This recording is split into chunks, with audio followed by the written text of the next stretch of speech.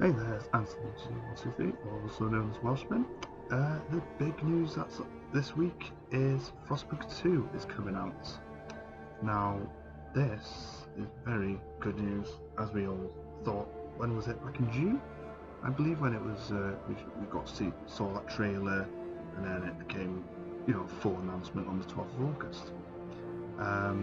A few interesting things that I've been looking up to find out more about Frostpunk 2 is for those who had their emails, who put their emails up on the Frostpunk site, I believe it was, all had the obviously that's the wish list site on Steam, for example. Hashtag Snowblood Oil.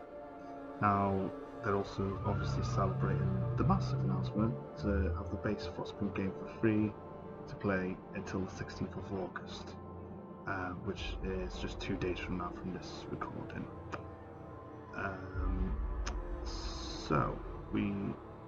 So what do we know about Frostpunk 2 so far? Well, obviously we know it's 30 years after the New London storm, so it's obviously in that time, and it's got oil. So rather than coal generators, it seems like it's going to oil generators these times. Now, whether we're going to be still with the coal ones and changing during the game, or whether they've already changed at some point between the 30 years, but it does definitely seem like there's some kind of conflict going on here. And I'm actually going to get this.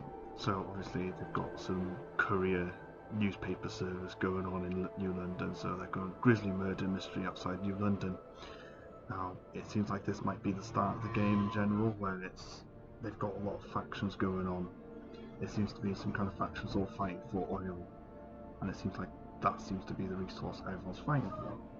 Now everyone was talking about Frostpunk making kind of like a combat system or something like that. Let's talk about that might have been something on the edge scenario, but I feel like obviously that was a bit of a half-baked DLC.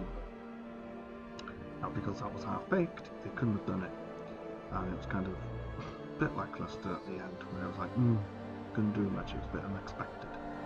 It was good DLC, I'll go right, I did like it, but the last autumn's better, in my opinion. Now,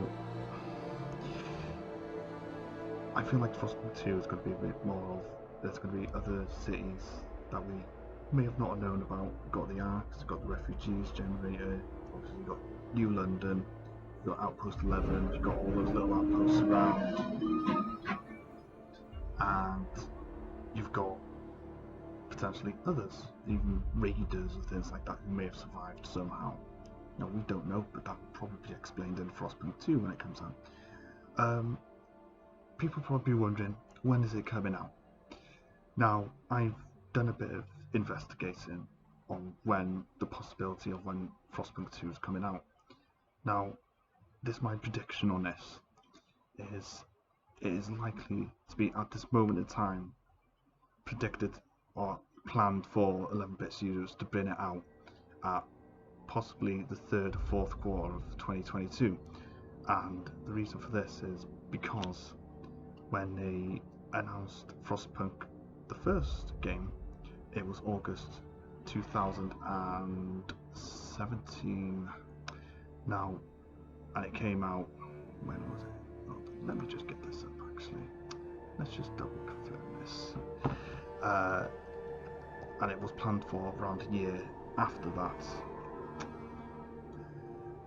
Let's check the wiki, because it is on the wiki, so if you put in Frostpunk Wikipedia, let's look. Let's just double. So you got the look at development. So the game was announced in August 2016, and this is obviously August 12th that the second one was announced. So considering their development cycles, companies, I feel, like to kind of go in the same way. They like to take roughly the same amount of time with most of their games, and it may not be the case with everyone, but I feel like 11-bit might be trying to go this way. And so obviously the developers were initially targeted to release late in 2017, which basically would have been about a year after it was announced, but it was delayed until 24th of April 2018, so that was nearly 2 years after. so about 1 year and 8 months afterwards, but that was with a delay.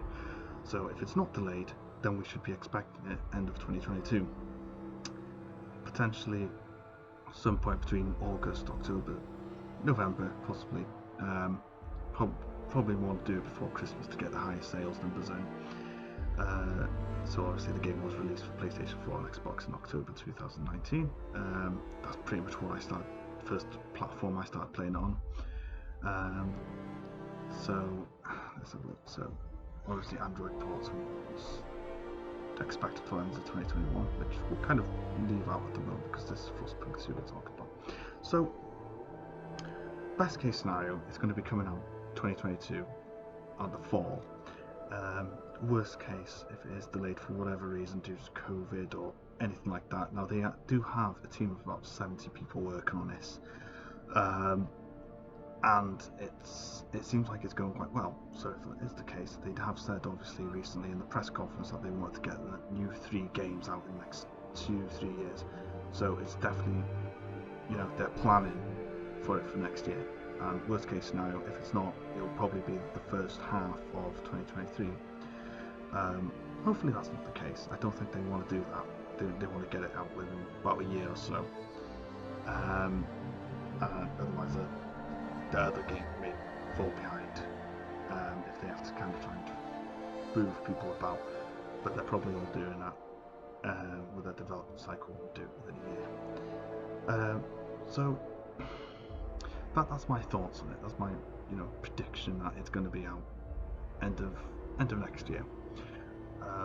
I'm definitely looking forward to it. I'm definitely going to be getting it as soon as it comes out on Steam, regardless of how much it costs, because it's just a fantastic game. And considering, what I'll do is I'll talk about a bit more what I think it's going to be about as well, because obviously I've already mentioned like there's going to be factions and things like that, and then you've got things like more laws potentially. It seems like they're not, as they've already said, they don't want to go for a straight up sequel. They want to build on it, and the way I see it, they might make it where the laws there's potentially going to be about 10 to 11, 12 law paths rather than there being about 5 and like 2 law books. There'll probably be about 10 to 15 and make it all really specified, and it could go any way really when you think about it. Like any kind of laws, anything that could change the city in any way, and it seems like they want to go definitely make it more freedom for people to choose. So if they want to do that, then obviously they'll need to make a lot more different laws. It seems like obviously we don't know whether it's going to be like a kind of a final sequel, whether Spring might start at the end of Frostpunk 2, whether that's going to start or what's going to happen there. We don't know. I don't know either. We'll just have to keep up to date with it. But it seems from the sounds of it, they obviously will keep going along the path of it's kind of hopeless and whatnot. But that's good. That's what Frostpunk is about. Like the Winter Home scenario, that was basically, as far as I'm concerned, like the best scenario to show that you are screwed basically, and you've got to do whatever you can. They were able to escape, but that generator was going to blow up anyway. But I digress a bit here now.